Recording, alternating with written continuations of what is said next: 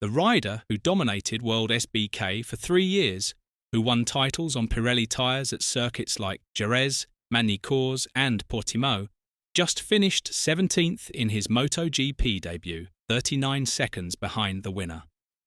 And the weekend before the race ended, he crashed. What Thailand showed about Toprak Razgatlioglu was brutal. What it hid is the part nobody is talking about. And understanding both starts with the one detail from Buriram that changes the entire narrative. Because the results tell one story, the data tells a completely different one. In the sprint race, before the technical failure that ended his afternoon, Razgatlioglu was running as the fastest Yamaha on track, ahead of Quartararo, ahead of Rins, a 3-time world champion on his first competitive MotoGP weekend, on a bike he had never raced before, surrounded by riders who have spent years learning these machines, at a circuit where the Yamaha was among the slowest packages on the grid. That single detail is the difference between a rider being broken by MotoGP and a rider learning it in real time. And Toprak already knows which one he is. After 4 or 5 races, I believe we'll be in a better place, he said. Not defensive, not deflecting, already counting down. Before we go any further, if you enjoy real MotoGP analysis, the technology, the politics, the stories behind the headlines, subscribe. Now back to what Thailand actually revealed. The crash itself was not what it looked like. Razgatlioglu was running behind Pramac teammate Jack Miller, beginning to understand the track sector by sector, building confidence lap by lap. Then the engine brake problem that had been building since lap 1 finally caught him. I experienced a technical problem with the engine brake. That's why the crash happened. Not an error of judgment. Not a rider out of his depth. A technical failure on a bike that was still being set up around a riding style the Yamaha M1 was not designed to accommodate. Because here is the problem nobody mentions. Toprak sits differently on a motorcycle than almost any other rider in the paddock. He rides low, equal to the bike. The Yamaha M1 is built for riders who sit on it. That mismatch is not just a preference. It is a fundamental setup challenge that Yamaha had to find a technical solution for before the race even started. And when the race did start, Razgatlioglu was adapting in real time on carbon brakes he had never used competitively, at speeds that have no equivalent in World SBK. I was really scared in that first corner, he admitted. But then I tried to adapt, because everyone was pushing hard in that corner. By following Jack, I started to understand which sector was fast and which I was most comfortable in. That is not a confession of weakness. It is the exact mindset that built 3 world titles. It was a long and very demanding race. 26 laps in that kind of heat is physically tough, he added after Sunday. He finished 17th. He arrived at the next test 3 days later. Do you think Toprak's Thailand result tells the real story? Or is it hiding something much bigger? Drop your answer in the comments. Because while the paddock was still processing race results, something else was already happening behind closed doors. 3 days after Thailand, Razgatlioglu was on a plane to Spain. At Jerez, in a private test featuring both Michelin and Pirelli rubber, he became the only full-time MotoGP race rider on track, surrounded only by test riders.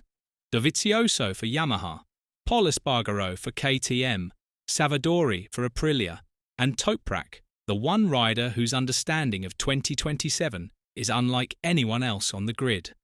Danilo Petrucci has said that Michelin demands the complete opposite riding style to Pirelli. The front-end confidence that made Razgatlioglu so dominant in World SBK, carrying speed deep into corners, asking everything of the front tyre, is not what Michelin rewards. It is precisely what Pirelli is built for. Razgatlioglu spent 8 years mastering that compound. He built 3 world titles on it. He knows how it behaves in heat, in cold, on new rubber, on worn rubber, under maximum braking load. While every other rider in 2026 is adapting to Michelin, Toprak is the one rider who already knows what comes next.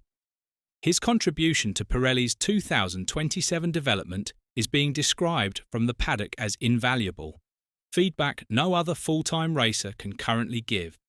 Luca Marini put it plainly, "This year will be a transition. With next year's tyre change, he could become competitive again and have fun." Sylvain Guintoli, who worked alongside Toprak at BMW, went further. "When we switch to the Pirellis, we'll see the real Razgatlioglu. The mission is now clear, and the timeline is tighter than most people realise."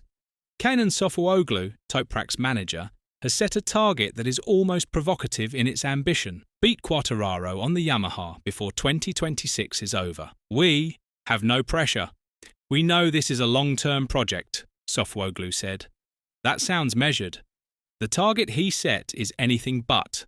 Quartararo is one of the most technically complete riders on the grid, a man who reached the podium in Yamaha's darkest years on pure riding ability alone. He is also a rider who has spent years dialing the M1 to his exact preferences. Beating him in year one on the same struggling package, without that accumulated setup knowledge, would be a statement that reshapes every 2027 projection. It would also be a pointed farewell to a rider on his way out the door, because Quartararo has already made his decision for 2027, with Honda waiting for him. Jorge Martin will replace him at factory Yamaha, and if Razgatlioglu can outpace him before he leaves, the symbolism is impossible to ignore. One superstar stepping aside for another with a higher ceiling, before the era that plays to that ceiling has even begun. If we truly understand everything in the first, year 2027 can be very different for us, Toprak said. Not if the bike improves, not if Yamaha sorts the electronics, if they understand. The rider finishing 17th in Thailand is simultaneously the most valuable Pirelli development asset in the paddock. The rider who looks furthest from the front today may be the one who arrives at the first race of the new era, already 3 steps ahead of a grid that is only just starting to learn what he has known for a decade. Thailand was not the story, it was just the opening chapter. Can Toprak realistically beat Quartararo before 2026 ends? Or is Sofuoglu's target too ambitious for a rookie season? Do you think the Pirelli switch in 2027 makes him a genuine championship threat? And which other rider do you think benefits most from the tyre change? If you enjoyed this breakdown, subscribe. There is a lot more of this coming. Leave your answers in the comments below.